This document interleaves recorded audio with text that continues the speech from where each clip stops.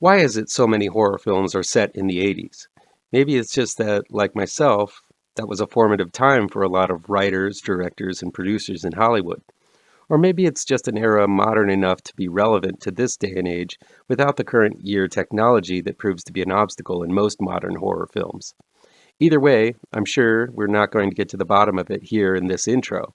So why don't I leap right into my review of The Djinn, a horror film set in the golden year of 1989.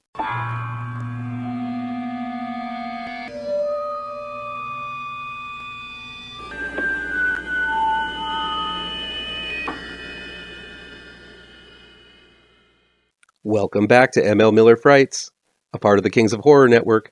I'm ML Miller.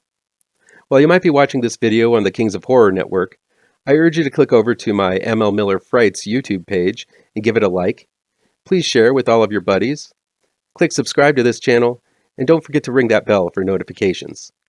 The Djinn is new in select theaters, on demand, and digital download from IFC Midnight.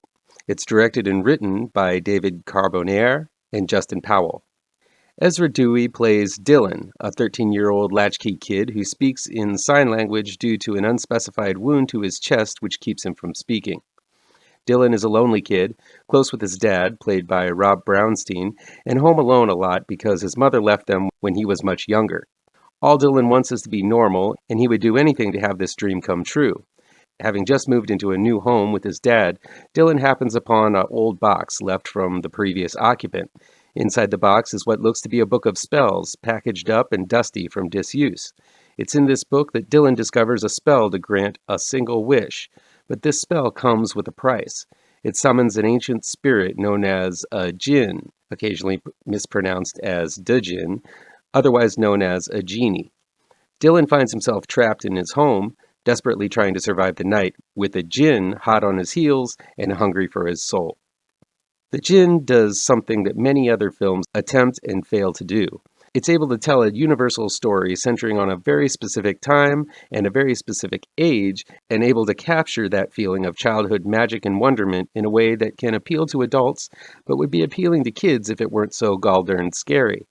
It tells a story that is all of the limitations of the era it was made, but it doesn't fetishize the era with annoying product placement, clumsy exposition, or obvious tugs at longings for yesteryear.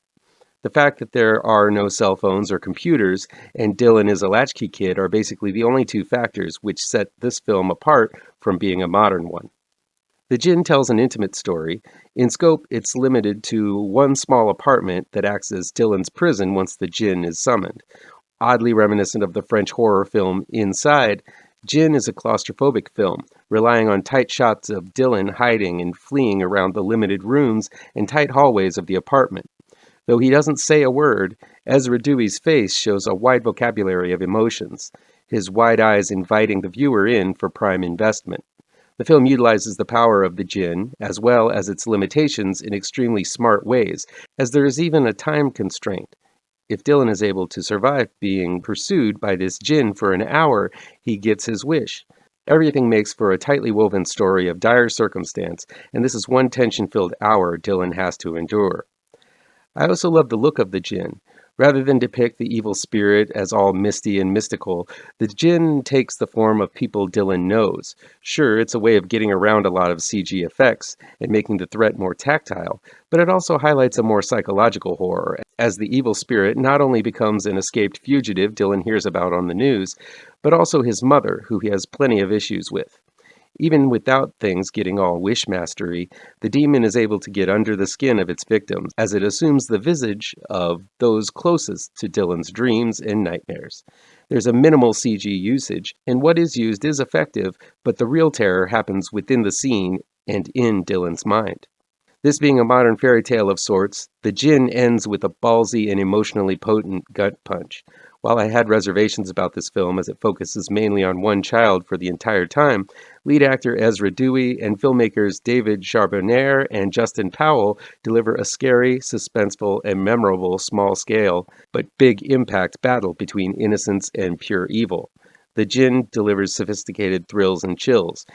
Even though it stars a 13-year-old, this definitely isn't a film for the youngins. But as a teen, I think I would have flipped for this type of horror film. As an adult, it blew me away at how strong the story is constructed, how well the scares are choreographed, and how deft the monster and its rules and limitations are communicated. The Djinn is an all-around solid horror film that deserves a high spot on your to-watch queue. So what do you think about nostalgia flicks? Are you over them? What type of nostalgia works on you? And if you had one wish, what would it be? Let me know down in the comments. That'll be it for today. Please chime in down below in the comments and let me know how on the nose or mind-numbingly wrong I am, or you can counter with your own review. So guys, you know how YouTube works. I'd love to be able to dedicate more time to this channel. I'm not monetized yet, so if you want to help me out, remember to hit all the pertinent bells and whistles down below. Want some spooky comics to read? I have 2 new horror comic book trade paperbacks you should look out for. Both Grave Trancers and Pirouette, collecting never-before-published issues, can be found in only the finest of comic book shops. If you're looking for written reviews, you can find them on my website, mlmillerwrites.com. If you really want to show your support, I also have a Patreon page at mlmiller. Look for the link to my Patreon page down below. Thank you so much for your time, and take care.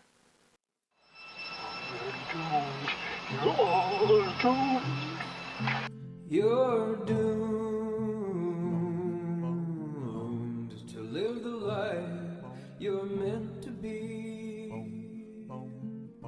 stuck inside your